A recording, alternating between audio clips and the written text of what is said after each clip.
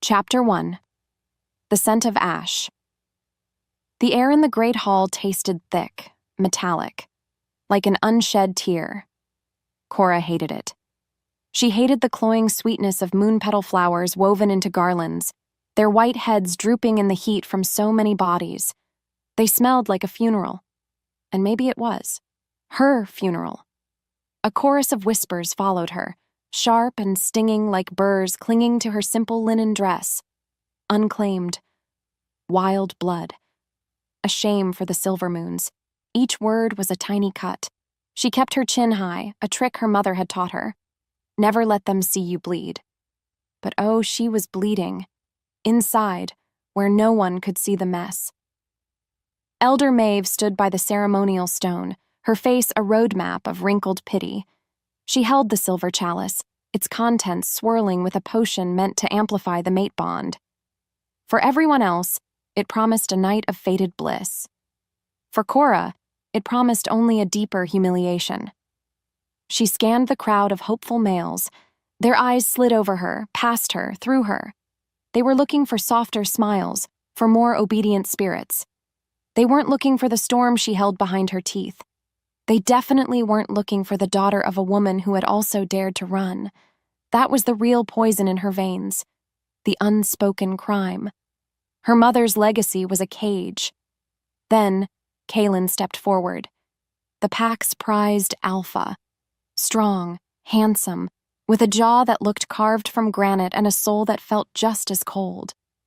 His scent, pine and dominance, filled the hall, and the unmated females swayed toward him like flowers to the sun. His eyes, the color of a winter sky, finally landed on her. For a heartbeat, a stupid fluttering thing in her chest hoped. It was a foolish hope, a child's wish for a star. The hope died a quick death when his gaze flicked away, landing on Alara, a she-wolf with hair like spun moonlight and a smile that promised sweet, easy submission. He chose Alara. Of course he did. The whispers grew louder, turning from sharp pricks to a dull, crushing weight. It wasn't just rejection anymore. It was a public declaration, unwanted. The word echoed in the hollow space inside her. The air became thin, unbreathable. She could feel the walls closing in, the pitying stares like hands pushing her down, down, down. No, not like this. She would not be the pack's sad little tragedy. She wouldn't stay to be paired off with some pity-fuck Omega at the end of the night because the elders deemed it necessary for pack unity. Her fate would not be a consolation prize. So, while everyone watched Kaelin brush a tender kiss on Alara's cheek, Cora moved. Not with a shout or a sob. With a silence that was its own kind of scream. One foot behind the other, she backed away from the ceremonial stone. She melted into the shadows near the great oak doors, her heart a frantic drum against her ribs. The scent of pine and cheap celebration faded, replaced by the cool, damp smell of the forest floor calling to her. Freedom. It smelled like wet earth and decay and the promise of a life that was hers alone. She slipped through the doors, a ghost leaving her own wake. The sudden chill of the night air was a shock, a baptism. It felt real. It felt clean. As she plunged into the deep, dark woods, she didn't know that two sets of eyes had watched her go. One pair, filled with sad understanding from the shadows of the hall, and another pair, from much, much farther away, hidden, ancient, and hungry. Chapter 2. The King of Scars cold. Everything in Rorik's world was cold.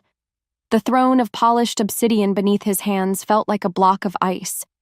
The crown on his head was a circlet of frozen metal, a constant, heavy reminder of his duty. Even the air in his fortress, high in the jagged peaks of the Blackwood territory, carried the chill of stone and solitude. He liked it that way. Cold was predictable. Cold didn't pretend to be warm and then burn you to the bone. He stared out the high-arched window, at the sea of pines that marched across his kingdom like a disciplined army.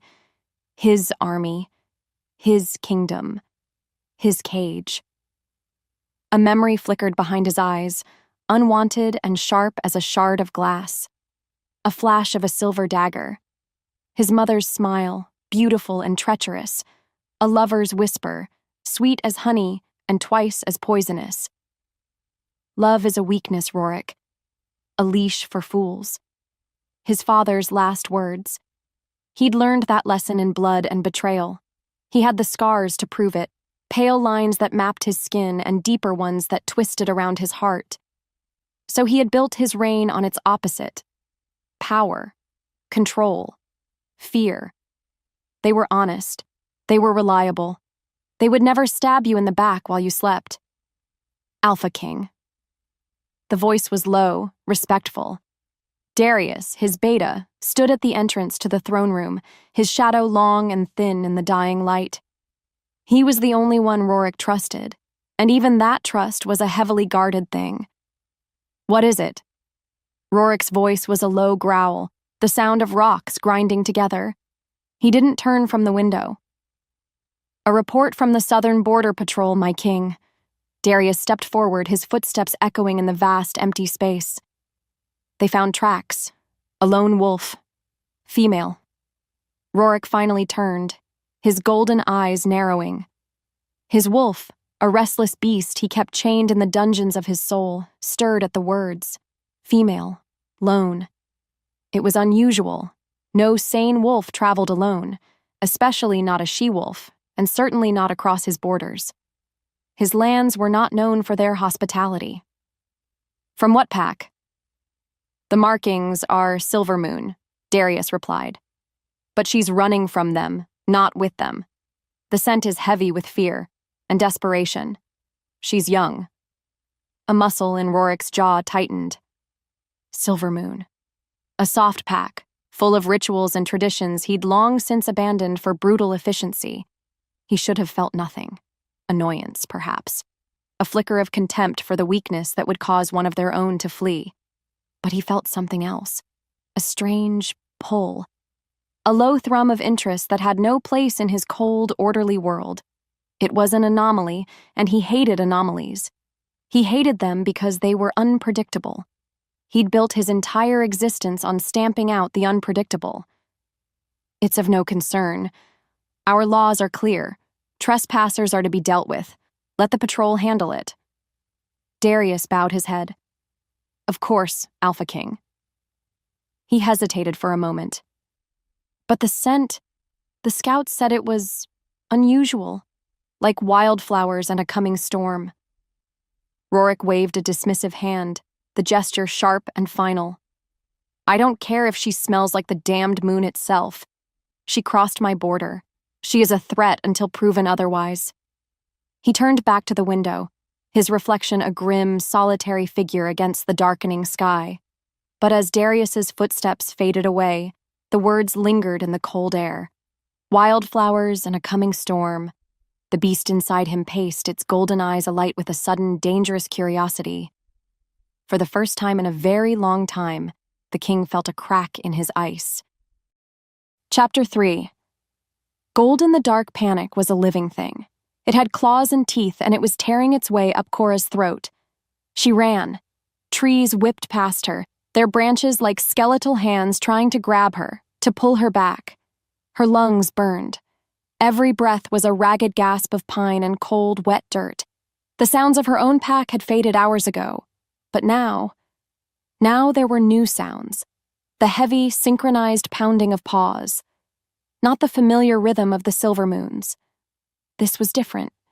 Heavier, more deliberate.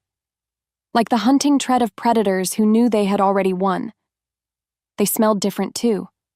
Not of pine and mountain flowers, but of rock and iron and something wilder. Something that made the small hairs on her arms stand up. She'd crossed a border. She knew it.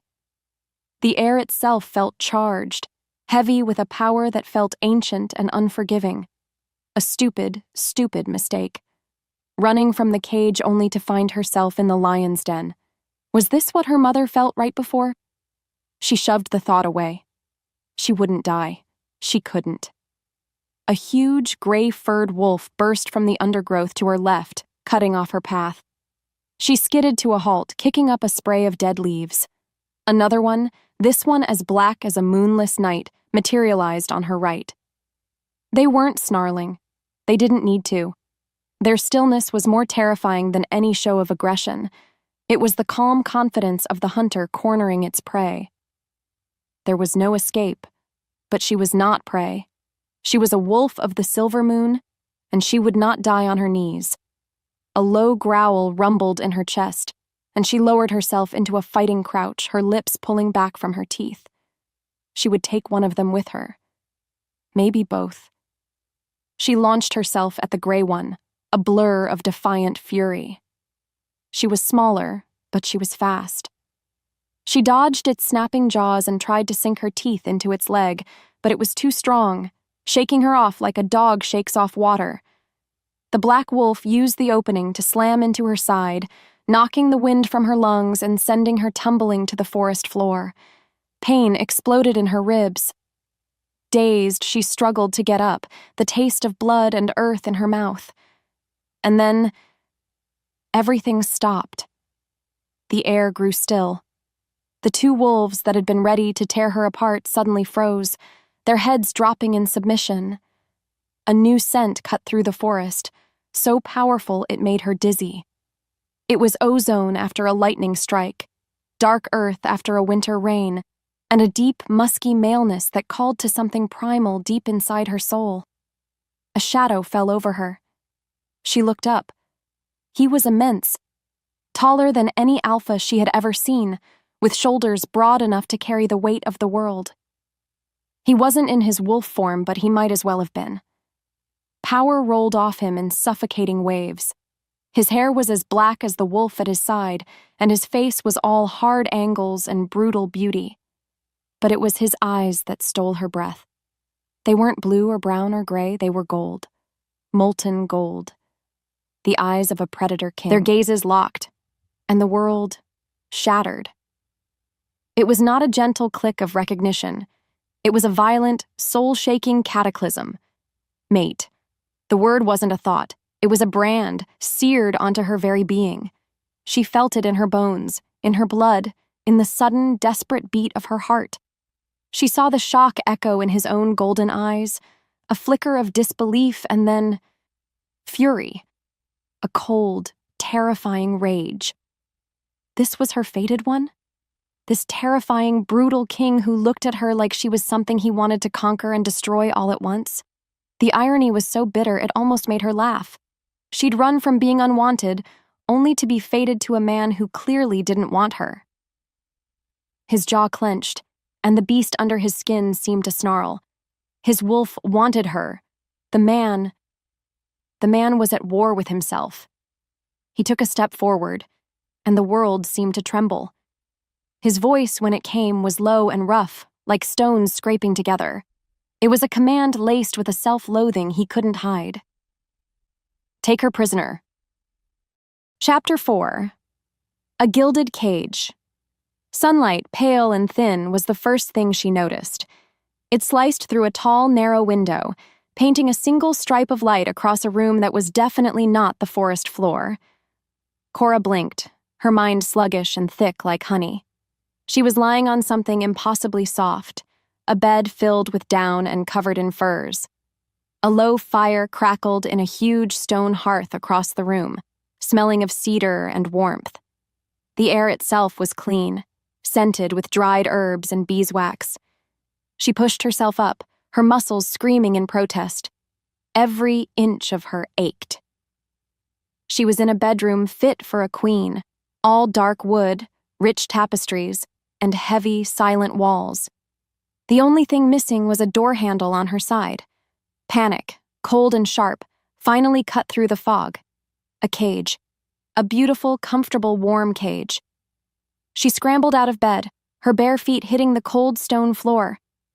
The simple linen dress she'd worn for the ceremony was gone, replaced by a soft gray tunic that felt like silk against her skin. Someone had undressed her, cared for her.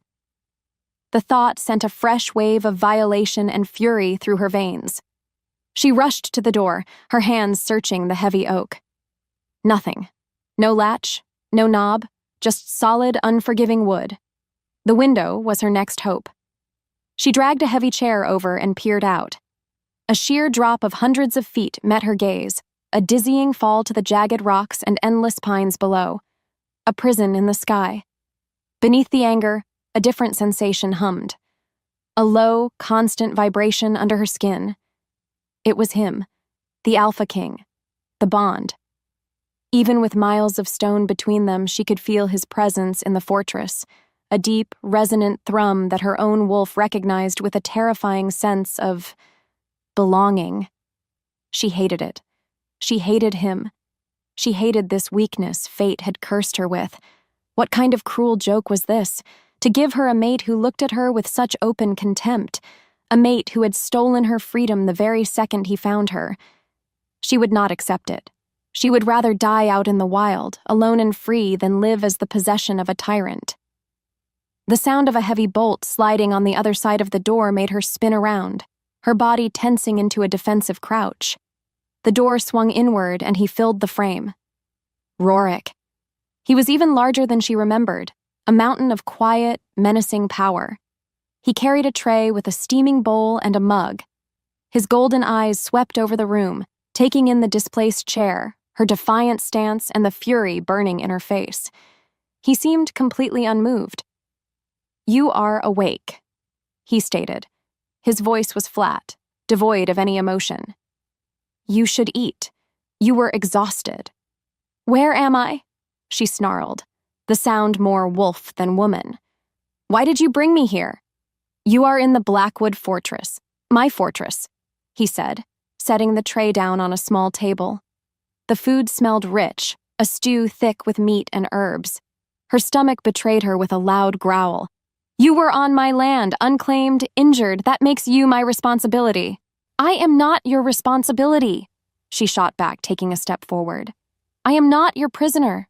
Let me go." He finally looked at her, truly looked at her, and the cold indifference in his eyes was somehow worse than the fury she'd seen in the forest. It was like he was looking at an inconvenient piece of property. "I cannot do that." "Why not?" she demanded, her voice rising. "Because of this. This thing between us?" "I don't want it. I reject it. I reject you." A muscle jumped in his jaw, the only sign that her words had hit their mark. He moved toward her, his steps silent and predatory. He didn't stop until he was looming over her, the scent of him, ozone and that deep, dark earth, making her head swim. His wolf was there, just beneath the surface, raging in the depths of his golden eyes. It wanted her, desperately. But the man was a fortress of his own. He leaned down, his voice a low, gravelly whisper that scraped against her soul. It was a promise, it was a curse. "You will have every comfort this fortress can offer. Food, warmth, safety," he murmured, his breath ghosting across her cheek. "But you will never have me. I will never mark you." Chapter 5. Fire and Ice 3 days. 3 days she had paced the floors of her luxurious prison cell. 3 days of seeing no one but a silent servant who brought her meals and refused to meet her eyes. 3 days of feeling the constant, maddening pull of the mate bond. A phantom limb that ached for a man she despised. Rorik had not returned since his cruel promise. Yet, she felt him everywhere. His scent seemed to linger in the stone walls. His presence was a weight on the air of the entire fortress. Her wolf was a frantic thing under her skin, torn between the instinct to flee and the primal urge to seek him out. The stalemate was driving her insane. She was done waiting, done pacing, done being a good little captive. If he wouldn't let her go, she would force his hand. She'd watched the patterns of the guards from her window, a sliver of the courtyard visible if she pressed her face to the glass. They changed shifts at midday. There was a brief moment of distraction, a handful of seconds where attention was lax. It would have to be enough. She wouldn't get another chance, because planning to stay here, to slowly let this place and this bond consume her, was not an option. When the midday sun was high, she put her plan into action. The servant entered with her lunch, and as she turned to leave, Cora moved. She didn't hurt the woman, just slipped past her like a shadow, a blur of silent, desperate motion. She was in the hallway. Stone corridors branched off in a confusing maze, but she could smell the open air. She followed the scent of pine and wind, her heart hammering a frantic rhythm against her ribs. Guards shouted behind her. An alarm bell began to toll, its deep clang echoing through the fortress. She didn't care. She was running. She was free. She burst into the main courtyard, the sudden sunlight blinding. The main gate was ahead, a massive structure of iron and wood. It was open just enough for a wagon to pass through. So close, so close. She sprinted across the cobblestones, her bare feet flying. She was 10 feet away when a wall of muscle and fury slammed into her path. Rorik. He hadn't run.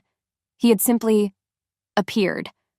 One moment the way was clear, the next he was there, an immovable object of pure alpha power. "Going somewhere?"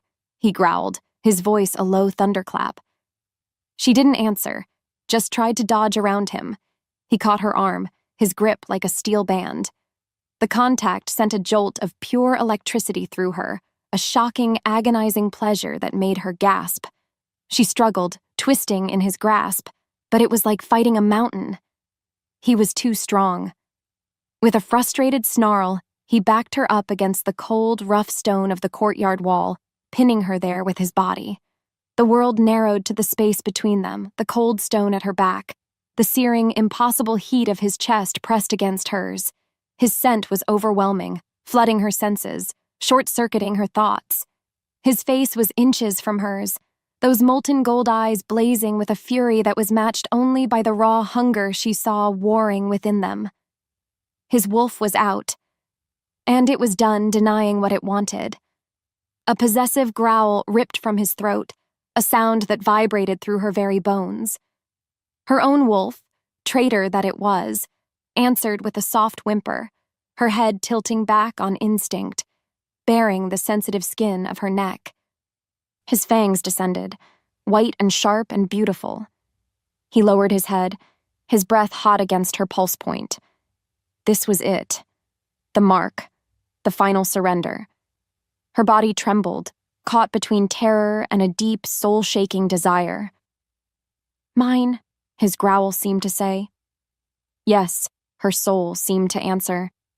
Then, just as his teeth were about to graze her skin, they both flinched back as if burned. Rorik stared at her, his eyes wide with horror at his own loss of control. He looked shaken to his core. Cora's own breath came in ragged gasps, her hand flying to her neck, her mind reeling from how much she had wanted it, how much she had craved the very thing she was trying to escape. The raw vulnerability between them was a chasm, wide and terrifying. "My king!" A sharp voice cut through the charged silence. Darius was striding toward them, his expression grim. He stopped a respectful distance away, his eyes carefully avoiding Cora's. "Apologies for the interruption, but there is urgent news from the Whisper Wind, Alpha Valerius of the Blood Moon Pack. He knows of the Silver Moon female. He offers her sanctuary from your protection, and he challenges your claim." Chapter 6. The King's Claim. The name Valerius hung in the air like the scent of blood. It spread through the fortress faster than fire, a rumor that crackled with the promise of war. An alpha from another territory offering sanctuary to a female on Blackwood land was more than an offer. It was an insult, a challenge thrown down for all the packs to see, and Cora was the territory being disputed. In a single afternoon, she had gone from being Rorik's inconvenient secret to the center of a brewing political storm. The eyes of the warriors in the fortress now followed her with a new kind of intensity. Some looked at her with suspicion, some with hunger, and some with the cold calculation of men weighing the value of a prize. She had never felt more like a trapped animal. Rorik had been a ghost since their confrontation in the courtyard. He'd left her with a single, snarled order to return to her room, his face a mask of self-disgust. But now, he summoned her. A grim-faced guard escorted her not to his private study, but to the Great Hall. The same cavernous room with the obsidian throne. This time, it wasn't empty. It was filled with his inner circle, dozens of the biggest, most battle-scarred wolves she had ever seen. They stood in silence as she entered, their collective gaze a heavy weight. The air was thick with tension and the metallic scent of aggression. This wasn't a conversation. It was a tribunal. And she was the one on trial. He was on his throne. Not a man, but a king. He looked as if he were carved from the same cold, unforgiving stone as the mountains around them. His golden eyes found hers, and they held no trace of the fire she'd seen in the courtyard. They were flat, cold, and utterly unreadable. He did not ask her to approach. He didn't acknowledge her beyond a glance. He was performing, and his entire pack was the audience. "Alpha Valerius is a fool," Rorik began, his voice booming in the hall, each word a hammer blow. "He mistakes my patience for weakness. He believes he can stick his scavenger's nose into my territory and steal what is mine." His eyes flicked to Cora, and for a moment she was nothing more than a thing, a possession. "He offers sanctuary to a stray I have taken in. He speaks of freedom for a wolf who has no claim to it while she stands on my land." Cora's hands clenched into fists at her sides. The humiliation was a hot, bitter thing in her throat. He was talking about her as if she weren't even there. He was reducing her to a piece in his game of power with this other alpha. Her pride, the very thing that had made her run in the first place, screamed for her to shout, to defy him, to tell them all she would never be his property.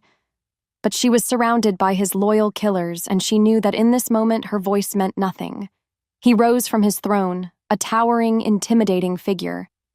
He descended the few steps to the main floor and began to pace before his warriors, his presence dominating the entire hall. "Valerius wants to test the borders of the Blackwood. He wants to see if the Alpha King has grown soft. We will show him his error." He stopped and turned his gaze back to Cora, pinning her in place. The entire hall held its breath. "The female is not a prize to be won," he declared, his voice dropping to a dangerous, possessive growl that made the hairs on her neck stand on end. "She is not a guest to be rescued. She is here because I allow it." He took a step towards her, his voice rising again to fill every corner of the room. "She is under my protection. Her life is mine to command. Her fate is mine to decide. Any who would seek to take her from these lands will answer to me, and they will pay in blood." A roar of approval erupted from the warriors, a deafening explosion of sound. They stamped their feet and slammed their fists on their shields. In that moment, Cora was truly and utterly trapped. He hadn't claimed her as a mate. He had branded her as his territory. It was the ultimate act of possession, a public declaration that stripped her of all choice. She hated him for it.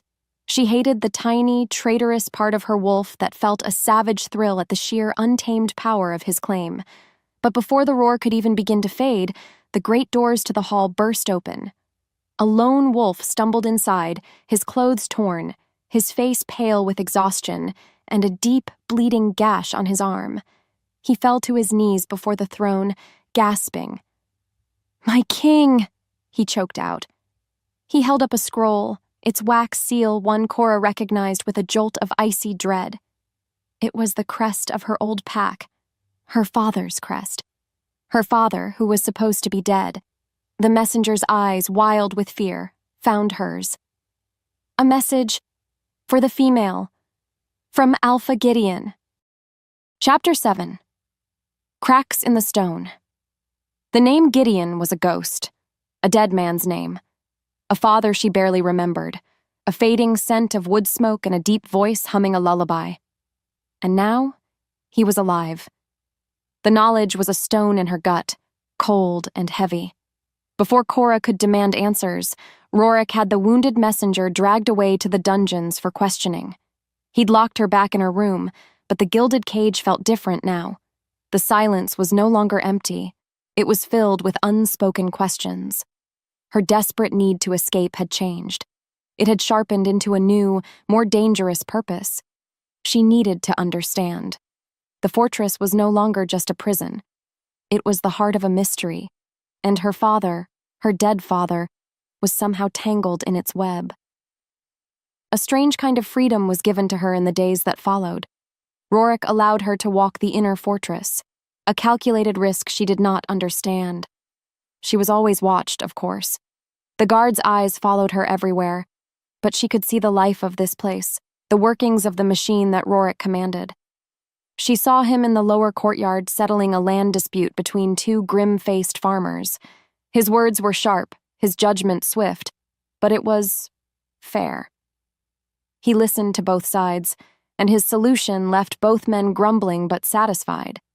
It was not the act of a mindless tyrant. Later, she saw him in the smoke-filled armory, speaking to a warrior so young he still had the softness of a pup in his cheeks. The boy was terrified, his hands shaking as he held a new sword. Rorik placed a heavy hand on his shoulder, his voice too low for her to hear, but the boy's fear seemed to lessen. He stood a little taller. These small moments were cracks in the stone image she had built of him. He was a brute, a captor, a king of ice and fury. But he was also a leader. His people weren't just afraid of him, they respected him, they trusted him. The contradiction confused her, and it made the insistent pull of the mate bond even more complicated. How could her soul cry out for a monster? And what if he wasn't a monster at all? One evening, an old servant woman named Lyra brought a warm, fur-lined cloak to her room. Her face was kind, a web of soft wrinkles around eyes that had seen too many winters. Unlike the others, she met Cora's gaze. "The nights grow cold in the mountains," Lyra said, her voice a soft, gentle rasp. "The king would not want you to catch a chill." "The king doesn't care if I live or die," Cora answered, the bitterness sharp on her tongue. Lyra gave her a sad little smile. "Oh, child, you are wrong." The old woman fussed with the cloak, draping it over a chair. "I was here when he was just a boy. I saw what they did to him. His mother, she was a beautiful poison, taught him that love was just a pretty word for a knife. He built these walls around the fortress, but he built thicker ones around his heart." She looked at Cora, her eyes full of a deep, sorrowful understanding.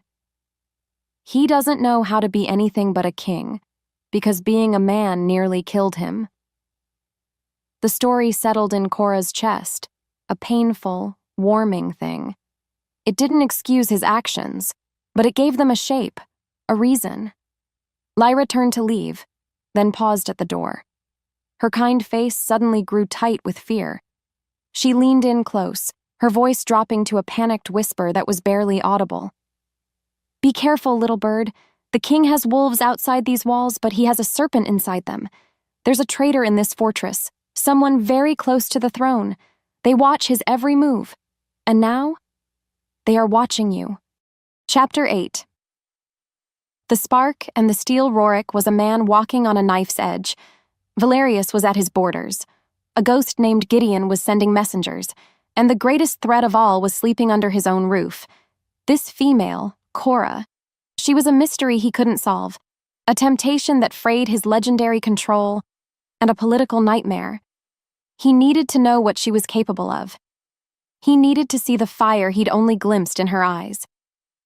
He found her in the small walled garden Lyra had shown her, the only place that didn't feel like it was made of stone and secrets.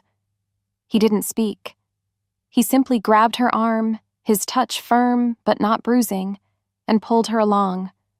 She fought him, of course. She was all snarls and fury, a storm in the shape of a woman. "Where are you taking me?" she demanded, trying to wrench her arm free. "To the training yard," was his only reply, his voice a low growl. "I need to know if you are anything more than a sharp tongue and a stubborn spirit." The training yard smelled of sweat, splintered wood, and damp earth. Warriors, huge and scarred, stopped their sparring to watch as their king dragged the strange silver moon female into their domain. The air crackled with their silent curiosity. Rorik released her in the center of the packed dirt circle. He grabbed 2 wooden practice swords from a rack and tossed one to her. It was heavy, and she caught it clumsily. "Show me what you can do," he commanded, his golden eyes challenging her. He expected her to be unskilled, to swing the blade like a club. He expected to disarm her in seconds and finally break that infuriating pride. He was wrong. Her mother, a woman with secrets of her own, had feared the wildness in Cora's blood. She had taught her daughter things a proper she-wolf should never know: how to move, how to fight, how to survive. Cora settled into a low stance that was surprisingly steady, her grip on the sword suddenly sure. Rorik's eyebrows lifted in surprise. Then he smiled. A true smile. It was a terrifying, predatory thing. "Good," he breathed. He came at her fast, a blur of motion and power. Their wooden swords met with a loud crack that echoed across the silent yard. The force of the blow vibrated up Cora's arms, but she held her ground. The fight was on. It wasn't a lesson. It was a battle. A raw, unspoken conversation. He was all power and relentless aggression. She was all speed and fluid grace. He pushed, she yielded and redirected. He attacked, she parried, and used his own momentum against him. The clash of wood on wood became a frantic rhythm, the sound of two wills locked in combat. Sweat slicked their skin. Their breaths came in ragged gasps. The other warriors faded away. The world shrank to this circle of dirt, to the sting of sweat in her eyes, to the intense, burning focus of his golden gaze. Their wolves were at the surface, reveling in the glorious, violent dance. He lunged, a move designed to finally overpower her. She dropped low, sweeping his legs out from under him. He was too well balanced to fall, but he stumbled. In that single moment of instability, she moved. She twisted, brought her sword up, and the tip of her wooden blade was suddenly resting against his throat. Silence. The entire yard held its breath. She had won. She had beaten the Alpha King. She was breathing hard, her chest rising and falling, her eyes locked with his. The surprise in his gaze was slowly replaced by something else, something hot and dangerous. It wasn't anger. It was respect, a raw, undeniable admiration. He was looking at her, really looking at her, for the first time. Not as a stray, not as a problem, but as an equal. That night, sleep did not come easy. When it finally did, it brought nightmares. A vision, so real it felt like a memory. Snow, a field of white, stained crimson with blood. The clang of steel and the roar of dying wolves. She saw Rorik, his back to a great dying oak tree, fighting like a cornered god. And then she saw a figure emerge from the chaos of battle, his face a cruel mask she somehow knew. Her father, Gideon. In his hand was a silver dagger, the hilt bearing his crest. He moved like a snake through the fighting, and he plunged the blade into Rorik's side. Rorik fell. His golden eyes found hers across the battlefield, full of shock and betrayal. And she looked down at her own hands. They were covered in blood. Cora woke up with a scream caught in her throat, the cold of the dream still clinging to her bones. Chapter 9. Blood on the Crest. The dream's icy fingers were still wrapped around Cora's heart when the real bells began to ring. Not the slow, deep toll for a gathering. This was a frantic, screaming clang, a sound of pure panic that shattered the morning peace. An attack. The sound echoed the terror of her vision, and a cold dread washed over her. Valerius. He was here. He was making his move. And he had brought the bloody battlefield from her nightmare to Rorik's doorstep. A guard appeared at her door, his face grim. "The Alpha King orders you to remain here. It is for your safety." He slid the heavy bolt home, locking her in. Safety? The vision flashed behind her eyes. Rorik, falling in the snow. Her father's dagger. Her own bloody hands. She was not safe. Rorik was not safe. She would not sit here, a helpless prize in a cage, while the man from her nightmare made it a reality. She slammed her shoulder against the heavy oak door. It didn't budge. With a frustrated snarl, she looked around the room. The window. It was her only way. She ripped the heavy furs from her bed, tying them together with frantic, clumsy knots. It wouldn't reach the ground, but it might get her to a lower ledge. She would not hide.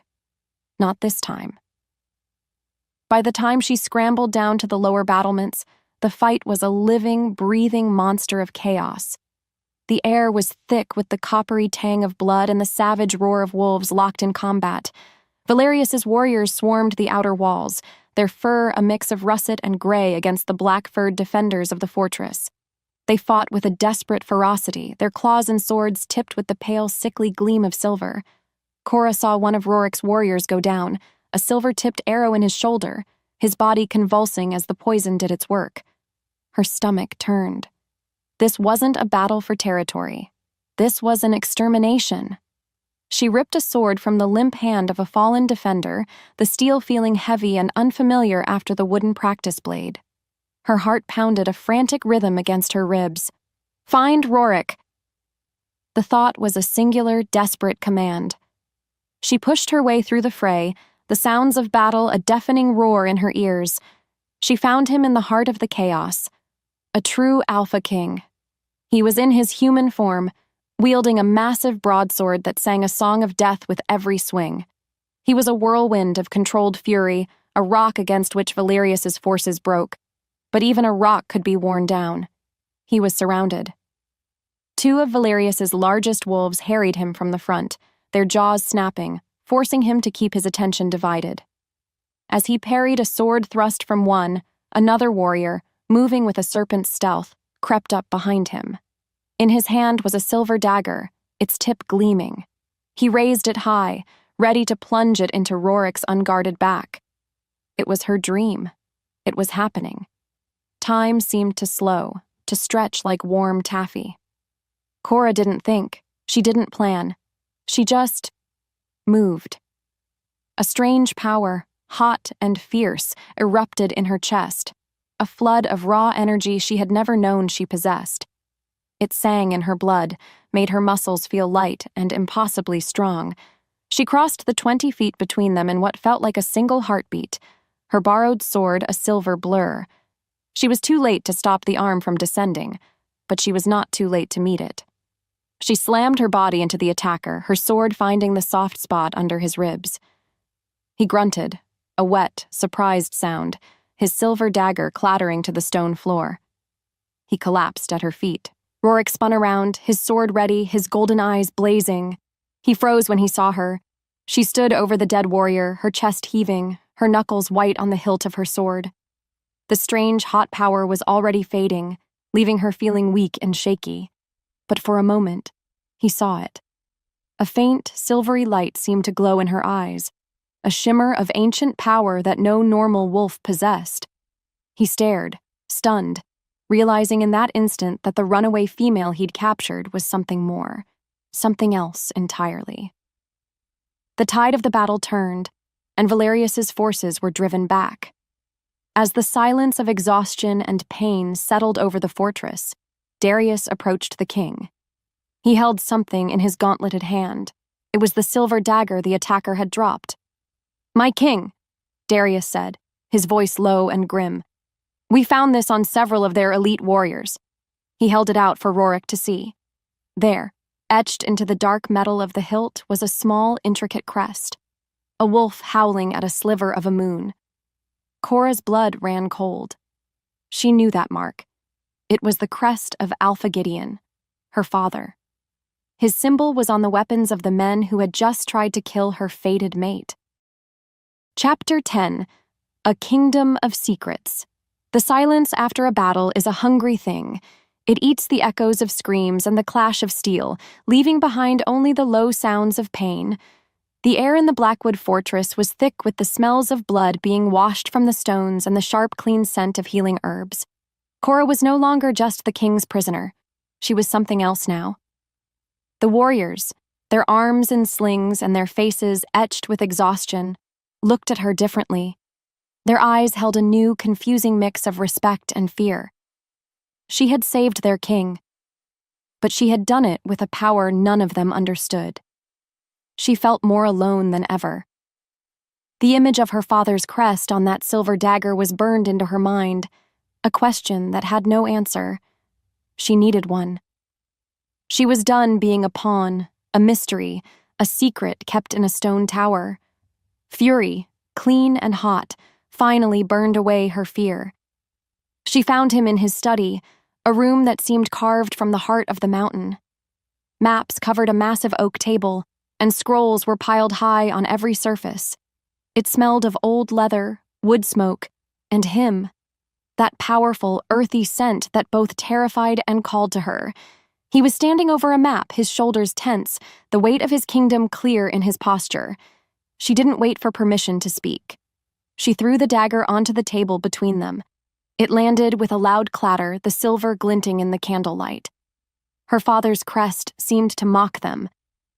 "Tell me what you know," she demanded, her voice low and shaking with a rage she didn't try to hide. "Tell me about my father, and don't you dare lie to me." Rorik looked up from the map, his golden eyes unreadable. He looked from her face to the dagger, and something dark and painful flickered in their depths. "I know very little," he said, his voice a careful, controlled rumble. "Only that Alpha Gideon of the Silvermoons was said to have died in a rogue attack years ago. Clearly the rumors were wrong. And the power," she pushed, taking a step closer. "In the battle, I felt something strong. You saw it. Your men saw it. What was it?" He was silent for a long moment, his gaze so intense it felt like a physical touch. "I have known you were different from the moment my scouts caught your trail," he finally admitted, his voice dropping. "Your scent, it carries a trace of the old magic, the kind we thought was lost to the world." "What magic?" she insisted, her heart beginning to pound. "What am I?" He turned away from her, presenting her with his broad, unyielding back. He stared into the fire, the flames dancing in his golden eyes. "I cannot tell you." "Cannot or will not," she spat, her frustration boiling over. "I am not a child, Rorik. I fought in your battle. I saved your life. I have a right to know who I am, and I have a right to know why my father's crest is on the weapons of your enemies." "I am trying to protect you," he roared, spinning back to face her, his control finally snapping. The raw power that blasted from him made the very air in the room tremble. "Knowing will put a target on your back bigger than any army. It will make you a prize for every power-hungry alpha on this continent. It is a curse, not a gift. I am keeping you safe." "Safe?" she laughed, a bitter, broken sound. "You call this safe? Your fortress is attacked, your men are dying, and you have no idea who to trust. Protection is just a prettier word for a cage. It's the same lie they told me back home." Their argument was a storm, a whirlwind of accusations and frustrations. It wasn't about her escape anymore. It was about the truth. Just as she was about to scream another demand, the heavy study door opened. Darius stood there, his face pale, his eyes grim. He ignored Cora completely, his focus entirely on his king. "My king," he said, his voice heavy with dread. "The interrogation of the prisoner from the battle, the one she took down. He talked. Before he died, he gave us a name, the one who opened the south gate for Valerius's men."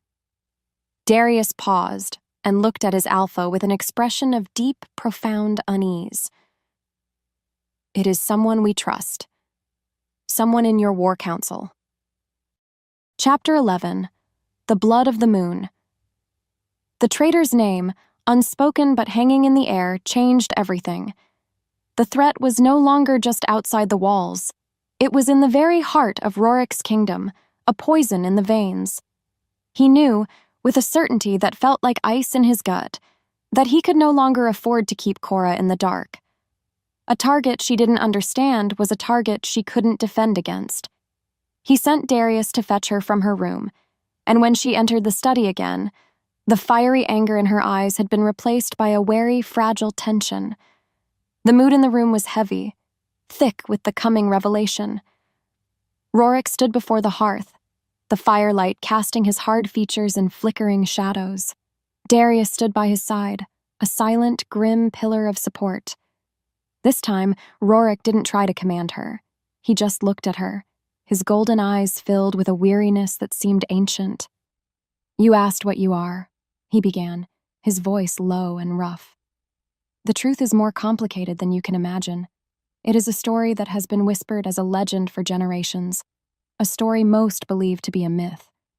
He told her of the Luna Argent, the moon-blooded, a legendary bloodline of alphas who were said to be descended from the spirit of the moon itself. They didn't just shift, they commanded a deeper magic. They could run faster than the wind, heal wounds with a touch, and their strength in battle was that of 10 warriors. They were magnificent, and they were feared. Generations ago, the other packs, terrified of their power, had united to wipe them out in a bloody, terrible war. It was believed that every last one of them had been slaughtered. "Your mother," Rorik continued, his voice softening almost imperceptibly, "was the last one, Elara of the Moonblood. She hid her identity, taking shelter with the Silvermoons, a quiet pack where no one would look for a queen of a dead people. She fell in love with a warrior from her guard, a man named Gideon." Cora swayed on her feet, her hand gripping the back of a chair for support. "My father. He was her sworn protector," Darius added, his voice a respectful murmur. "But he was not of her blood. He saw her power not as a sacred gift to be cherished, but as a weapon to be wielded. He became obsessed. When your mother died giving birth to you, he did not perish in a rogue attack as the Silvermoons were led to believe. He vanished. He took his most loyal followers and went into the shadows, hunting for a way to control the power he had only ever been allowed to serve. The final terrible piece of the puzzle slid into place. Rorik's golden eyes held hers, and in them she saw not a captor, but a man delivering a death sentence. "There is a prophecy tied to your bloodline," he said, his voice heavy. "A daughter of the moon will rise with the power to unite the packs in a new age of peace, or shatter them into an eternity of war. Gideon doesn't want to protect you, Cora. He wants to use you. He has been building an army of rogues and disgraced alphas, promising them a share of the spoils when he conquers the territories. His plan is to force a mating between you and an alpha he can control, like Valerius. He wants to breed a new generation of soldiers, with your blood his ambition and an entire continent under his boot." The room began to spin. Every piece of her life clicked into a new, horrific picture. She wasn't a runaway. She wasn't unwanted. She was a weapon, a key, a living, breathing prophecy. The simple freedom she had craved was a child's fantasy. There was no escaping this. The weight of it, the sheer, crushing scale of it, was suffocating. She stumbled back from Rorik, away from the terrible truth he had just given her. She fled his study, her mind a whirlwind of terror and disbelief. As she leaned against the cold stone of the hallway, gasping for breath, a single desperate thought surfaced. Alpha Valerius. His offer of sanctuary, once an insult, now sounded different. What if it was a real offer? A third option. A way to escape both the cold control of Rorik's protection and the monstrous ambition of her own father. Chapter 12. The Anchor in the Storm. Pressure can forge a diamond, or it can shatter a mountain. Rorik was a mountain, and he was beginning to crack. The threat of Gideon's ghost army, the sting of Valerius's public challenge, the constant maddening pull of the bond to a woman who fought him at every turn. And now, the venomous knowledge of a traitor in his own council. It was too much. The scars on his heart, left by his mother's betrayal, were tearing open again. Control was the only thing he had ever been able to rely on, and it was slipping through his fingers like fine sand. He sought release in the only way he knew how. Violence. He was in the training yard, a whirlwind of brutal motion. He fought his own warriors, not with the controlled skill of a teacher, but with a reckless, punishing ferocity. One by one, his best fighters were thrown to the dirt, bruised and battered. There was no strategy in his movements, only rage. His control, the iron discipline that had defined his entire reign, finally snapped. A guttural roar, more beast than man, was ripped from his throat.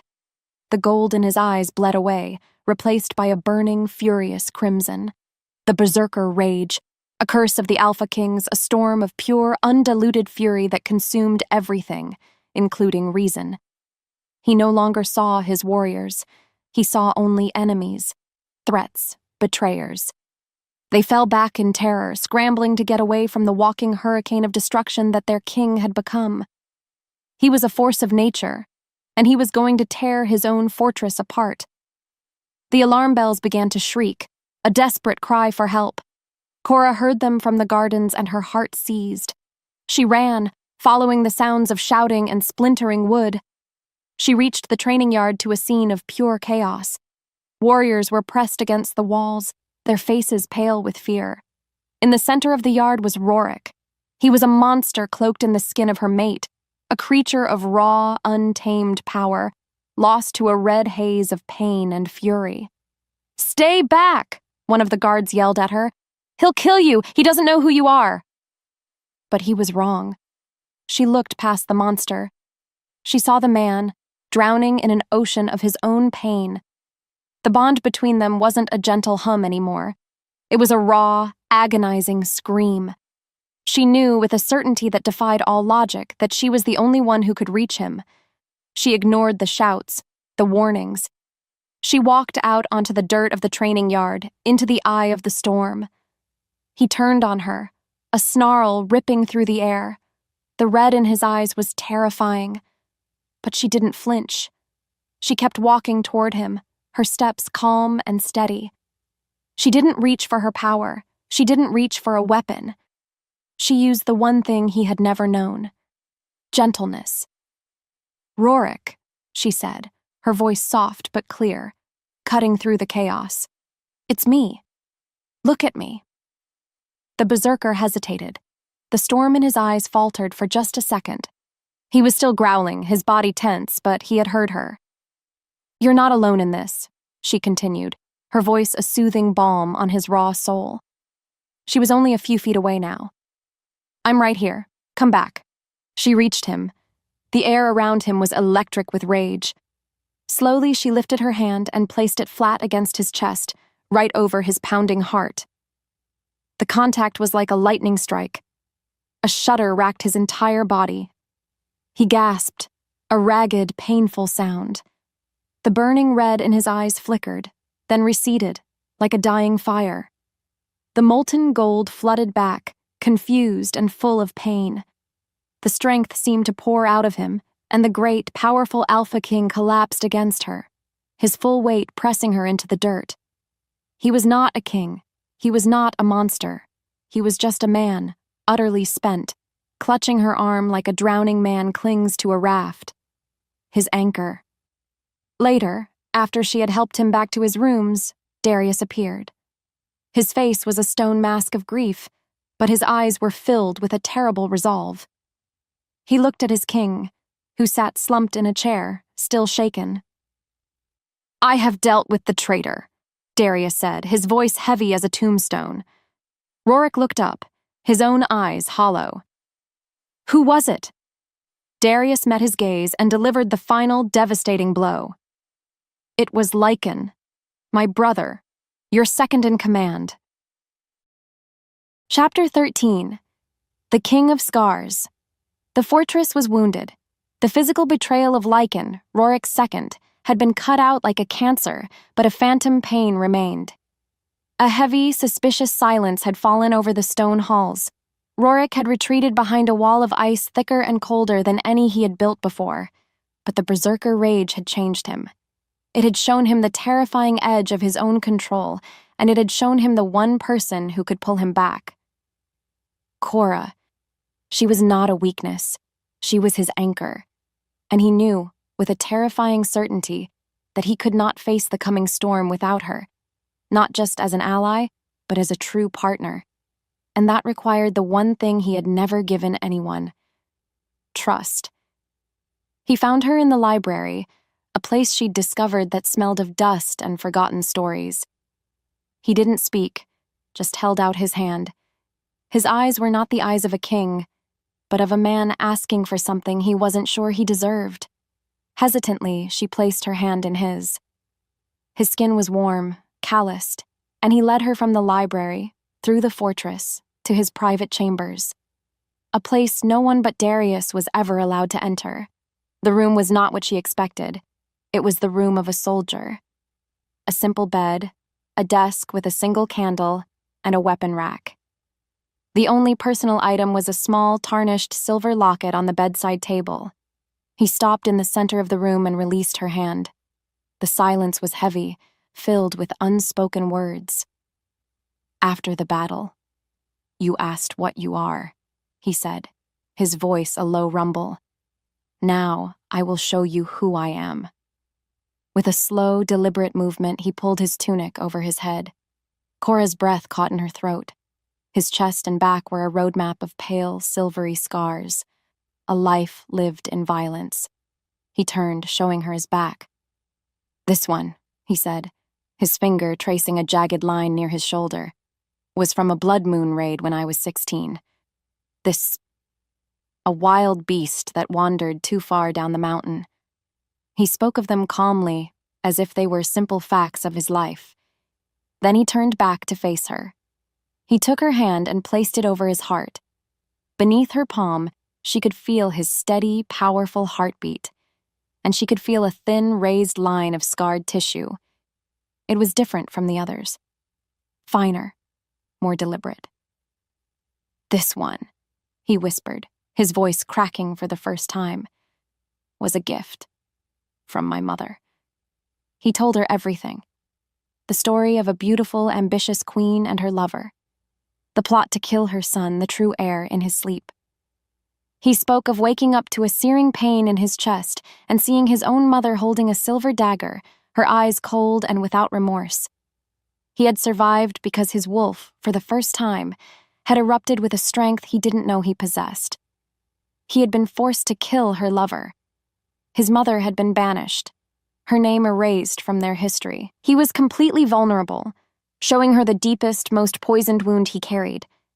He expected to see pity in her eyes, or perhaps fear. But Cora looked at him, and she saw a reflection of her own pain.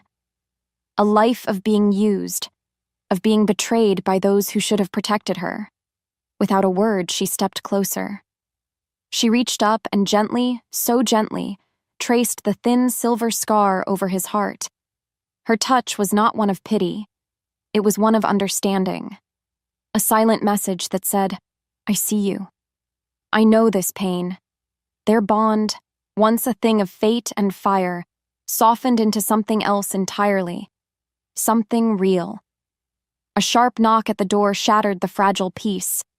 A guard entered, his face pale, dragging a captured rogue behind him. My king. He was caught near the west wall. He carries a message for the female. The rogue held out a small, dark crystal. It pulsed with a faint, ugly light. Rorik took it, and the crystal flared to life. An image flickered in the air between them, the face of a handsome, cruel-looking man. Alpha Gideon, her father. His cold eyes found Cora's. Daughter, his voice echoed slick and cold. Your playtime is over. Come to me and embrace your destiny. Or stay with that broken king in his stone pile and watch it all burn to ash. Chapter 14. The Voice of the Queen. Gideon's threat was not a private message. It was a poison dart aimed at the heart of the fortress. Within hours, the words had spread like a plague. The runaway's father is the enemy. Will she betray us? The warriors, already on edge from Lycan's treason, now looked at Cora with open suspicion. The fragile respect she had earned in battle was dissolving into fear. How could they trust the daughter of the man who promised to burn their homes and kill their families? She could feel their doubt like a physical weight, a cold wall of mistrust that separated her from everyone. Rorik was preparing for the coming war, his time consumed in war councils and strategy meetings, but Cora could see the strain on him. He was leading a pack that was beginning to fracture from the inside. She saw it in the mess hall, where wolves would go silent when she walked past. She heard it in the whispers that died the moment she turned a corner. She knew a fortress divided by suspicion was a fortress already lost. She could stay in her room, a silent, mysterious figure, and let their fear fester. Or she could face it. The girl who had run from her own pack, who had hidden from her own destiny, was gone. In her place was a woman who was tired of being defined by other people's plans and fears. She had to choose, and everyone had to see her choose. She walked into the great hall, her steps sure and steady. The war council was in the middle of a heated argument, their voices echoing off the high stone ceiling. They all stopped and turned as she entered, their faces a mixture of surprise and hostility. Rorik was at the head of the great table, looking exhausted, his face carved from granite and grief. She did not wait for him to speak. She walked to the center of the room, into the heart of the wolf's den, and she met their glares without flinching. "My father is a monster," she said, her voice clear and strong, ringing with a power that made them all fall silent. "He speaks of my destiny, but the only destiny he wants for me is to be a broodmare for his ambitions. He is obsessed with a power he does not understand and a bloodline he does not possess. He would see this entire continent burn just to warm his hands on the flames of his own ego." She turned from the council and faced the grim-faced warriors who stood guard along the walls. "He offers you fire and death. He promises you ruin. He calls your king broken." Her eyes found Rorik's, and for the first time in front of his men, she gave him a look of unwavering loyalty. "I have seen the heart of your king. I have seen his scars. He bleeds for his people. He fights for his home. He knows the sting of betrayal because he has put his trust in those who would see him fall." She took a deep breath, her voice rising with a passion that came from her very soul. "My father believes I am his weapon. He is wrong. I am not his pawn. I am not his prize. And I am not a helpless female to be claimed. I choose to stand here. I choose to stand with Rorik. I choose to stand with the Blackwood Pack." A silvery light, faint but undeniable, began to shimmer in her eyes. "I am a daughter of the moon, and I swear to you, my magic will be your shield in the coming battle. My blood will defend these walls." The hall was utterly silent for a heartbeat. Then, one of the older warriors, a man with a face like a scarred battlefield, slammed his fist over his heart and roared her name. "Cora!" The cry was picked up by another, and then another, until the entire hall was a deafening explosion of sound, a unified chorus of loyalty that shook the very foundations of the fortress. She had done it. She had healed the rift. She had become their queen. At the very peak of the roar, the great doors crashed open. A scout, breathless and wild-eyed, stumbled into the room. He collapsed at the foot of the throne, gasping for air. "My king! They are here! An army! Marching through the northern pass, thousands of them. I saw their banners, the Blood Moon Pack, and the crest of Gideon." Chapter 15. The Promise in the Silence. The night before a great battle has its own sound. It is not silence. It is the low hum of 1,000 souls preparing to meet their gods. It's the whisper of a whetstone on steel, the murmur of a final prayer, the soft clink of armor being checked and rechecked. The air over the Blackwood Fortress was thick with this sound, a heavy blanket of unspoken fear and grim determination. Below the battlements, a new city had appeared in the valley, a sprawling camp of enemy fires that glittered like a field of fallen, malevolent stars. There were so many. Too many. Cora stood beside Rorik on the highest parapet, the cold night wind whipping her hair across her face. All the walls between them, all the arguments and denials had been burned away by the fires in the valley below. They were no longer king and captive, alpha and runaway. They were simply a man and a woman, standing on the edge of the world, facing the dawn that promised to be their last. The bond between them was no longer a confusing pull or a spark of anger. It was a roaring fire in the center of their beings, a desperate, undeniable need to feel, to touch, to be real in the face of annihilation. "I am afraid," she admitted, her voice barely a whisper against the wind. It was the first time she had ever said those words to him. He didn't answer right away. He just reached out and took her hand, his fingers lacing through hers. His hand was a warm, solid anchor in the terrifying darkness. "So am I," he finally said, his own voice rough with an emotion he no longer tried to hide. "I am not afraid of dying. I have faced that 100 times. I am afraid of losing you." She turned to face him, the flickering torchlight catching the raw sincerity in his golden eyes. This was the real Rorik. Not the cold king on his obsidian throne, but the man who had shown her his scars, the man who had collapsed into her arms, the man who was her mate. He lifted his free hand and gently brushed a stray strand of hair from her cheek, his touch sending a shiver through her that had nothing to do with the cold. The world seemed to fall away. There was no army below. There was no coming war. There was only him. He lowered his head, and his mouth found hers.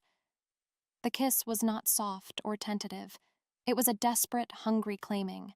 It was the culmination of every stolen glance, every harsh word, every moment of shared pain. It was a promise of life and a defiance of death. It tasted of fear and hope and the cold night air. He broke the kiss only to lift her effortlessly, setting her on the stone ledge of the battlement so they were face to face. His arms wrapped around her, pulling her flush against his chest. His mouth moved from her lips to her jaw, and then to the sensitive skin of her neck. A soft gasp escaped her. His fangs, sharp and white in the torchlight, descended.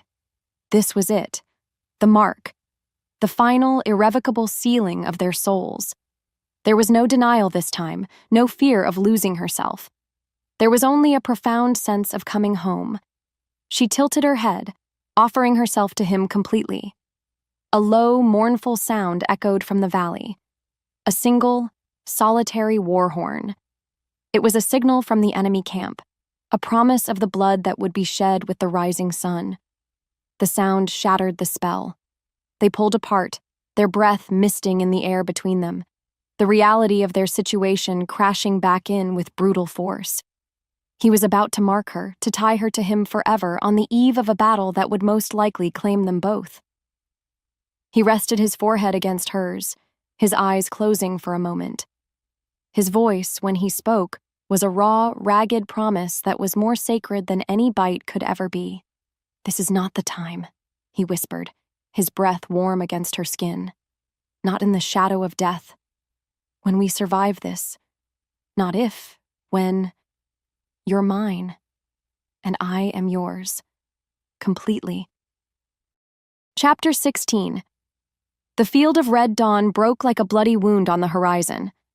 The battle began not with a heroic charge, but with a guttural roar from 10,000 throats, a wave of sound that crashed against the fortress walls.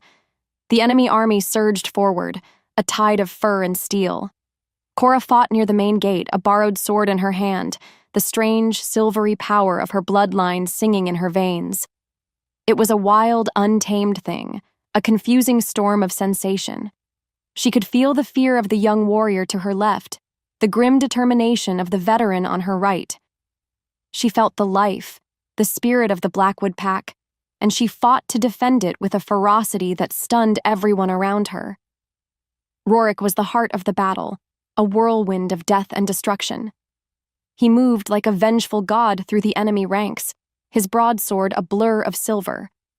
For every one of his warriors that fell, he took 3 of the enemy with him, but even a god can be worn down by a relentless tide.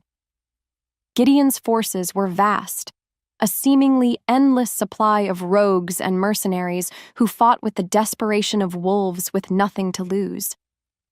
Then came the diversion. A huge explosion rocked the western wall, a gout of black smoke and fire. It was a clear attempt to breach their defenses. Rorik, seeing the flank beginning to crumble, had no choice. With a roar of command, he rallied his personal guard and charged toward the breach, leaving the main gate under the command of Darius. It was the opening Gideon had been waiting for. They came out of the chaos, moving with a speed and silence that was unnatural. An elite unit of Gideon's personal guard. They weren't trying to kill her. They surrounded her in a fluid, inescapable circle, their movements perfectly coordinated. Silver nets, weighted and cruel, flew through the air. One caught her legs, sending her tumbling to the ground. Another tangled her arms. The silver burned her skin, sapping her strength, making the wild magic in her blood fizzle and die. She was their only target. She was the prize. Through the tangled mesh of the net, she looked across the churning battlefield, her eyes searching desperately for Rorik. She found him. He had seen. He was fighting his way back toward her, his face a mask of primal fury. But at that exact moment, Alpha Valerius, his cruel face split by a triumphant grin, intercepted him. The two alphas crashed together in a storm of steel. As Cora struggled against the burning chains, her eyes met Rorik's. He saw her surrounded by his enemy's most elite soldiers. He saw her for a split second go limp with shock and pain. From his perspective, across a field of blood and bodies, it didn't look like a capture. It looked like a surrender. It looked like she was going with them. "Cora!" he roared. It was not a call. It was a sound of pure, heart-shattering agony, a sound of ultimate betrayal. The warriors dragging her didn't hesitate. They pulled her back, deeper and deeper into the enemy ranks. The last thing she saw was Rorik, locked in a deadly battle with Valerius, his beautiful golden eyes filled with a heartbroken rage that would haunt her forever. He thought she had betrayed him. Chapter 17. The Architect of Pain. The chaos of the battlefield faded, replaced by the muffled sounds of distant fighting and the heavy, suffocating silence of Gideon's command tent. The silver chains that bound her to a wooden post felt like they were forged from ice and fire, burning her skin and leaching the strength from her bones. Her father stood before her, not with the warmth of a long-lost parent, but with the cold, assessing gaze of a master craftsman admiring his finished work. He was handsome, his features a crueler, harder version of her own, but his eyes were empty of everything but a chilling, obsessive ambition. "Do you have any idea how long I have waited for this day?" he began, his voice smooth and pleasant, a terrifying contrast to the carnage happening just outside the tent. "To see my masterpiece finally complete." "You're a monster!" she spat, the words weak. He laughed, a dry, humorless sound. "I am a visionary. You are merely the clay." He began to pace, his hands clasped behind his back. He told her everything. He spoke of her mother, not with love, but with a clinical detachment, describing her power as a wasted resource. He confessed that he had not saved her from the Silver Moons. He had orchestrated her misery.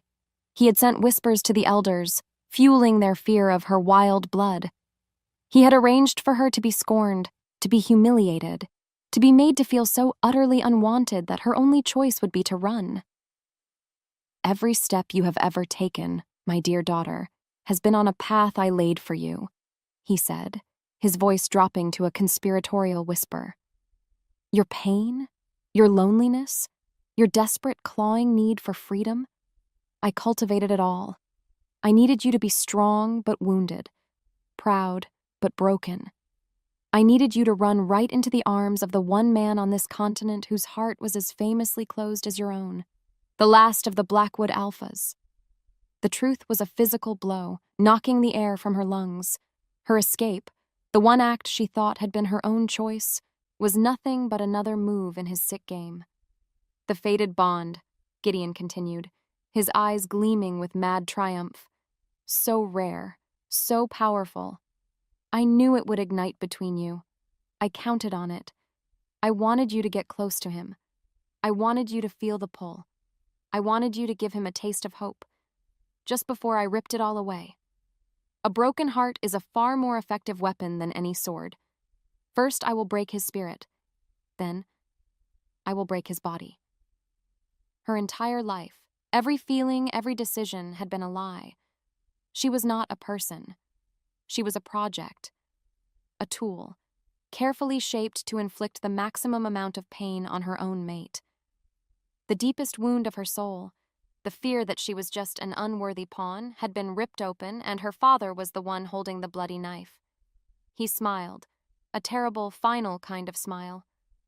"And now, for the final act, you get to watch him die, knowing he believes you betrayed him. A perfect, tragic ending, don't you think?" He swept aside the tent flap, revealing the battlefield. Through the opening, she could see him. Rorik, wounded, bleeding, but still fighting like a cornered lion. Gideon drew his own blade, its edge gleaming in the grim light. He was going to kill him. And she was chained, powerless to stop it. Chapter 18. The King of Nothing. The world had gone silent. The roar of battle, the screams of the dying, the clash of steel, it all faded into a dull, gray hum in Rorik's ears. The bond, the fiery, vibrant connection to Cora that had become the center of his universe, was gone. In its place was a hollow, aching void, a wound far deeper than any sword could make. She chose him. She left me. Betrayed. The words were a relentless poison, pumping through his veins, sapping his strength, turning his heart to stone. He was fighting on instinct alone, a mindless, savage thing. Valerius was in front of him, his lips curled into a sneer, his words sharp and twisting in the wound. She chose the winning side, Blackwood. Her father offered her a kingdom, not a cage. Did you really think a creature of the moon would ever belong to a king of shadows? Each word was a hammer blow, reinforcing the old, bitter lesson his mother had taught him. Love is a leash for fools. He had let himself be a fool. He had opened his heart, just a crack, and she had shoved a dagger into it.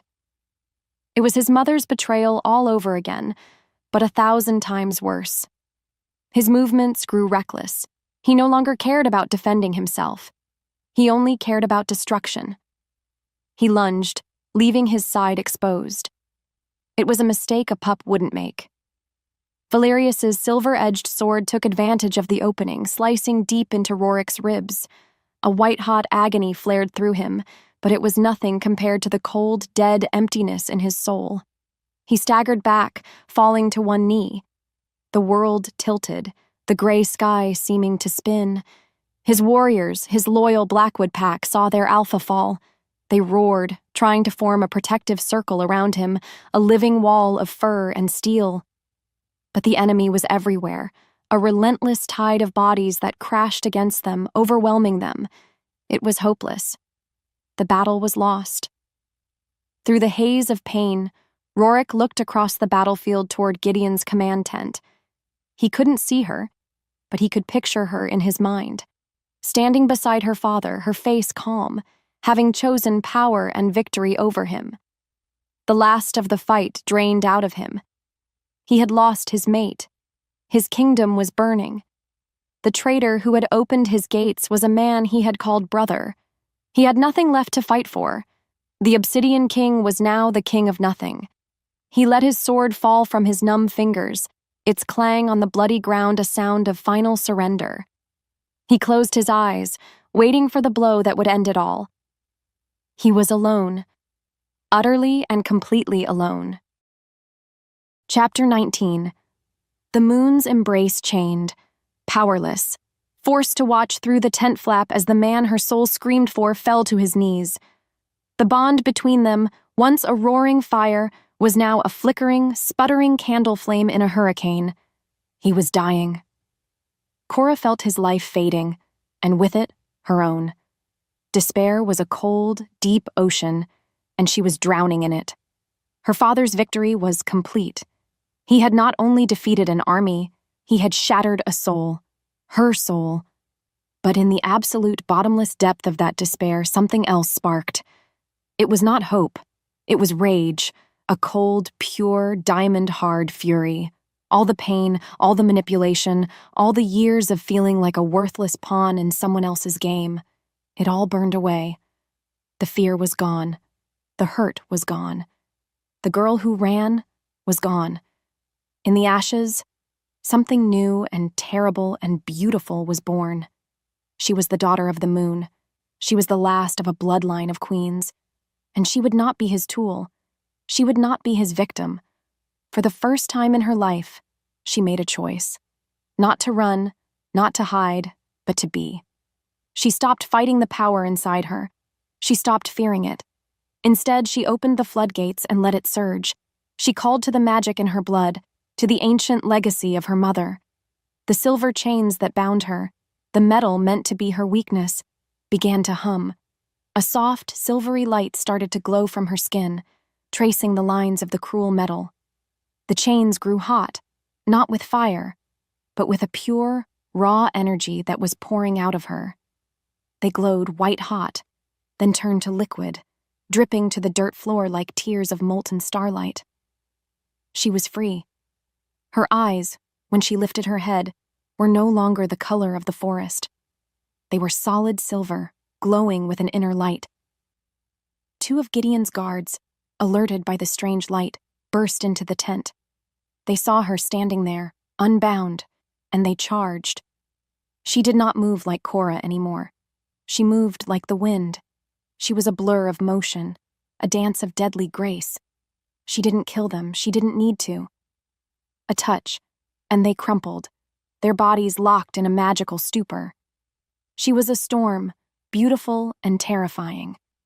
The architect of pain had created his own destruction. She slipped out of the tent, a ghost in the chaos of the battle's aftermath. The bond with Rorik, that fragile, flickering thread of light, was still there. He was alive, barely, but alive.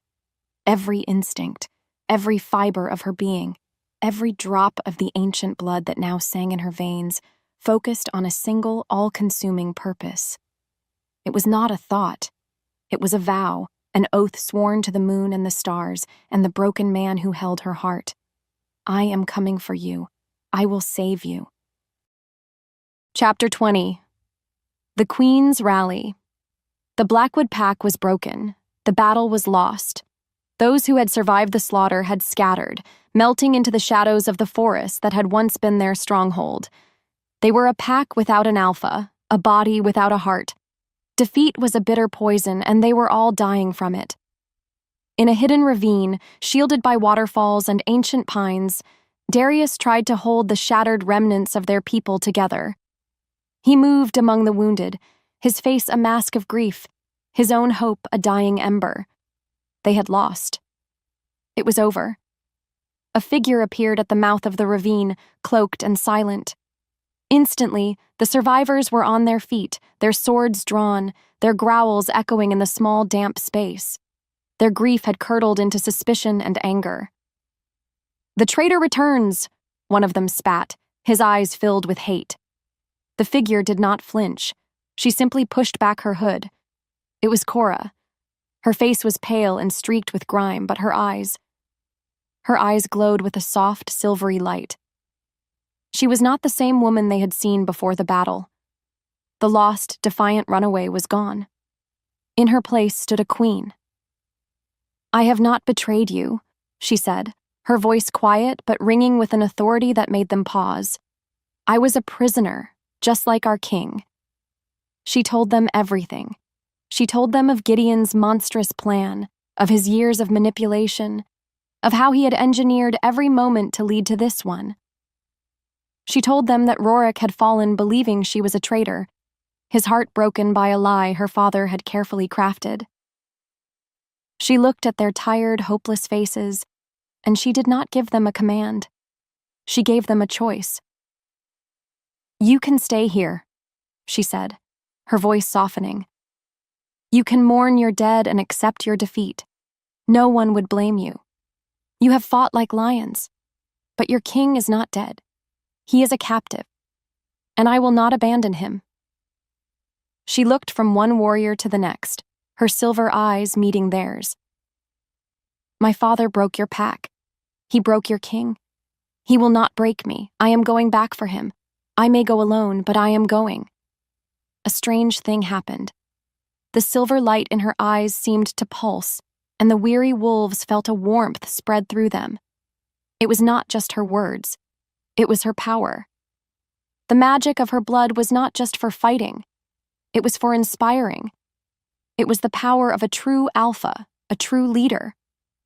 They could feel her sincerity, her unwavering resolve, through the bonds of the pack. She was offering them not a victory, but a cause, a chance to die for something that mattered. Darius, his face filled with a new, fierce hope, was the first to move. He knelt before her in the damp earth. "My queen," he said, his voice thick with emotion. One by one, the other warriors followed, sinking to one knee. They were no longer a scattered, broken remnant. They were an army again, small, battered, but with a fire in their hearts.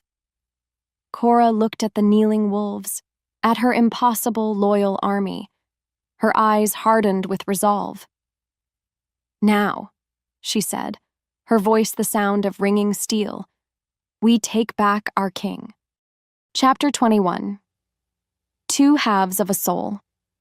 They moved through the enemy camp like whispers of death. Cora's power was their shield, a strange silvery mist that seemed to cloud the eyes and dull the senses of the sentries they passed. Her small, desperate army did not fight the whole camp. They had only one target. She could feel him, his life force a weak, stubborn ember in the heart of the sprawling enemy force. He was in a large tent, guarded by Valerius's personal guard, the tent of a victor. They struck with the speed and fury of a mountain storm. Before the guards could even raise an alarm, they were overwhelmed, silenced by the grimly efficient warriors of the Blackwood. Cora swept aside the tent flap and entered. The air inside was thick with the smell of blood and bitter herbs. Rorik was lying on a cot, his face pale as death, his breathing shallow. The silver wound in his side was ugly, festering, and standing over him, a smug, triumphant look on his face, was Alpha Valerius. "The little moon witch," Valerius sneered, turning from his captive, "come to surrender to the winning side?" "I've come to take what is mine," Cora answered, her voice deadly calm, her silver eyes blazing. The fight was brutally short. Valerius was a powerful alpha, but he was arrogant, and he had never faced anything like her. She did not fight like a wolf. She moved like starlight, her blade a blur, her power a tangible force that seemed to slow his movements and predict his attacks. She disarmed him, her sword at his throat before he even realized he had lost. She did not kill him. "He is not mine to kill," she said, her voice cold. "He belongs to the king." She rushed to Rorik's side. He was barely conscious, delirious with pain and poison. His eyes fluttered open, struggling to focus on her face. The agony of his perceived betrayal was still there, a raw, open wound in his gaze. "You," he whispered, his voice a broken rasp. She didn't speak. She couldn't. Words were not enough to heal this. Instead, she placed both of her hands over the terrible wound in his side. She closed her eyes and let her power, the magic of her ancestors, flow from her into him. It was not the raw, destructive force she had used to escape. This was different. It was warm, healing, a pure white light. And with it, she sent everything else: the truth, her fear, her loyalty, her desperate, aching love. She poured her very soul into him through the bond. He gasped, his body arching in pain, and then, in relief. The cold, empty void in his chest, the space where she had been, was suddenly flooded with warmth. He felt her truth, saw the events through her eyes, understood the depth of Gideon's monstrous manipulation. He knew. She hadn't betrayed him. She had come back for him. She had crossed a field of fire and death to save him. The sounds of shouting outside the tent grew louder. The entire camp was now awake, converging on their position. They were trapped. He gripped her hand, his strength already beginning to return. His golden eyes, now clear and full of a love that stole her breath, met hers. They were together, but they were surrounded, about to be overwhelmed. "Together, then," he said, his voice no longer broken, but filled with the iron of his will. "Together," she replied, a fierce smile on her face. Chapter 22. The King and Queen of the Moon Trapped. Back to back in the heart of the enemy camp, they were an island in a sea of snarling wolves. But they were not afraid. The cold void of despair was gone, replaced by the blazing, incandescent fire of their bond. They were two halves of a single soul, and they would face the end together. The tent flap was ripped aside, and Gideon entered. He was flanked by a pale, grim-faced Valerius. Cora's father surveyed the scene, his lips curled in a triumphant smirk. He looked at Rorik, bleeding and barely standing, and then at Cora, defiant and glowing with a faint, silvery light. "Well, daughter," Gideon said, his voice dripping with condescension. "Your little rescue attempt was admirable, I suppose, but it ends now. Look at him. You chose a half-dead king over a god." "I chose my mate," Cora answered, her voice ringing with a power that made the very air hum. "Then you will die with him!" Gideon roared, and he charged. The final battle was a storm of fury and desperation. Rorik, weak but filled with a new fire, met Valerius's attack. Their swords clashed, a desperate, grinding song of hatred. Cora faced her father. It was a battle of light against shadow. He was strong, far stronger than a normal wolf, his movements fueled by some dark ambition. He knew how to fight her, how to anticipate the surge of her magic. He pressed her back, his blade a blur of dark steel. "You are nothing without me," he screamed over the clang of their swords. "I created you. I shaped your pain. Your power is mine to command." He broke through her guard, the pommel of his sword slamming into her ribs, sending her stumbling back toward Rorik. She saw Rorik falter. Valerius had reopened the wound in his side. He was fading. They were losing. In that moment of absolute desperation, as her father raised his sword for the killing blow, Cora made her final choice. She was not a weapon. She was not a prize. She was a queen, and she would not lose her king. With a cry that was both a war cry and a declaration of love, she didn't attack her father.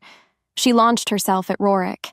She grabbed his face in her hands and kissed him, a fierce, desperate kiss in the heart of the battle. It was a kiss of fire and fate and absolute certainty.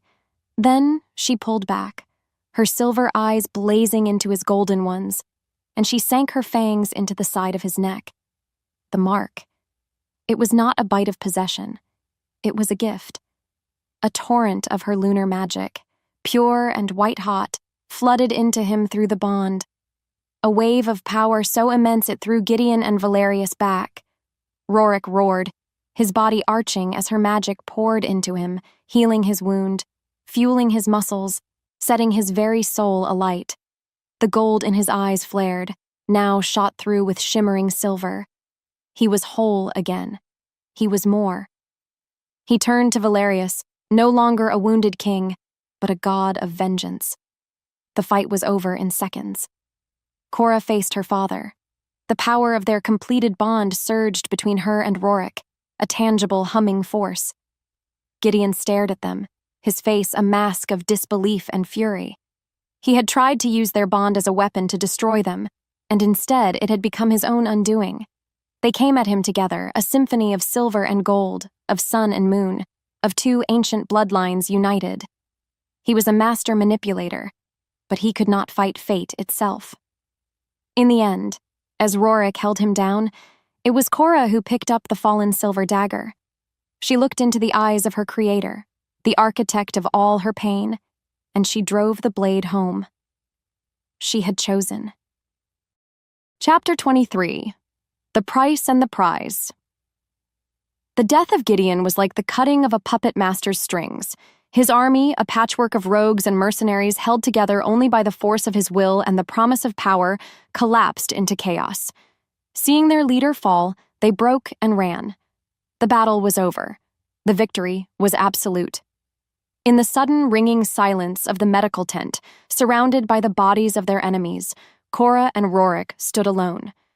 The adrenaline of the fight, the glorious surging power of their completed bond began to fade, leaving behind a deep, profound exhaustion. The silver light in Rorik's eyes receded, leaving only his pure, molten gold. The supernatural strength that had filled him drained away, and the true cost of the battle hit him all at once. His wounds, though magically sealed, had taken their toll. His body, pushed far beyond its limits, finally gave out. He swayed on his feet, a low groan escaping his lips, and collapsed. Cora caught him, her own strength barely enough to soften his fall. He was burning with fever, his breath coming in ragged, shallow gasps. The magic had saved his life, but his body still had to pay the price. She gently lowered him to the ground, cradling his head in her lap. The warrior queen who had faced down an army was gone. In her place was a woman looking at the man she loved, her heart aching at his pain. The fierce, wild side of her magic had won the war. Now, she needed the other side of her gift, the side she had never known she possessed, the power to restore. She placed her hands on his chest, over the newly healed wound. She closed her eyes, shutting out the carnage around them, and focused on the steady, warm hum of their bond. She didn't call on the fire and fury. She called on the quiet, gentle light of the moon. A soft, pearlescent glow emanated from her hands, sinking into his skin. It was not a raging torrent of power this time. It was a slow, steady, peaceful river. She poured her own strength, her own life force, into him. She could feel his fever cool, his ragged breathing deepen and grow steady. She felt the torn muscles knitting back together, the last of the silver poison being cleansed from his blood. As she healed his body, the bond between them opened up in a way it never had before. It was no longer just feelings and instincts, it was everything. She saw his life, not as a story he had told her, but as a memory of her own. She felt the sting of his mother's betrayal, the crushing weight of his crown, the lonely, echoing silence of his stone fortress. She felt his profound isolation, and her heart broke for the lonely king. And he, in his feverish state, saw her. He lived her years of being the unwanted child. He felt the sting of the whispers, the humiliation of the ceremony, the desperate flight into the woods. He felt her terror in his fortress, her defiance in the training yard, her fierce, protective love when she had stood before his warriors and claimed them as her own. All the walls were gone. All the secrets were known. There was only a deep, quiet, and complete understanding. Their souls were no longer just fated. They were forged into one. Chapter 24. A Kingdom of Two. Spring came to the Blackwood Mountains, a slow, gentle thawing of the frozen land. New green shoots pushed their way through the last of the melting snow, a quiet promise of renewal. The fortress, scarred but not broken, was filled with the sounds of rebuilding. The mood of the pack was no longer grim, but hopeful. They had survived the winter. They had survived the war. They had earned the spring. In the Great Hall, finally repaired, the entire Blackwood pack was gathered. Rorik and Cora stood before them on the dais where the obsidian throne had once sat. The throne was gone. In its place stood two simpler, carved wooden chairs. They stood side by side, hand in hand, equals. The scars of the battle had faded, but the changes in them were permanent. The cold, hard edges of the Alpha King had been softened. The wild, fearful defiance of the runaway had been replaced by a calm, quiet strength. Rorik spoke to his people. His voice was not the booming command of a tyrant, but the steady, resonant voice of a true leader. He spoke of their losses, honoring the fallen by name. He spoke of their victory, praising the courage of his warriors. Then he turned to Cora, his golden eyes filled with a love and reverence that every wolf in the hall could feel. "We survived because of our strength," he said, his voice echoing in the hall. "But we were victorious because of her. When our hope was lost, she became our hope. When our pack was broken, she made us whole. It was her magic that was our shield, and her heart that was our banner." Darius stepped forward. He was not carrying one crown, but two. One was Rorik's old crown, a heavy, brutal thing of iron and obsidian. The other was new. It was a delicate circlet of polished silver, masterfully crafted to look like woven branches of moonlight, with a single glowing moonstone set in the center. Rorik took the new crown, and with a tenderness that brought a hush to the hall, he placed it on Cora's head. She was his queen. Then, he did something no one expected. He took his own iron crown, the symbol of his solitary, ruthless power, and he set it aside on a velvet cloth. He would not wear it again. He took Cora's hand, lacing his fingers through hers, and turned back to his people. Darius's voice boomed through the hall. "I present to you Rorik, Alpha King of the Blackwood, and Cora, Alpha Queen of the Moon." A roar of joyous, deafening approval shook the very stones of the fortress. He had shed the symbol of his tyranny, choosing partnership over power. She had accepted her crown not because she was forced, but because she had chosen her people, her mate, and her home. They were not a king and his prize. They were a kingdom of two ancient bloodlines united by a love that had been forged in fire and betrayal. They looked out at their pack, their hands clasped, their future as bright and hopeful as the coming spring.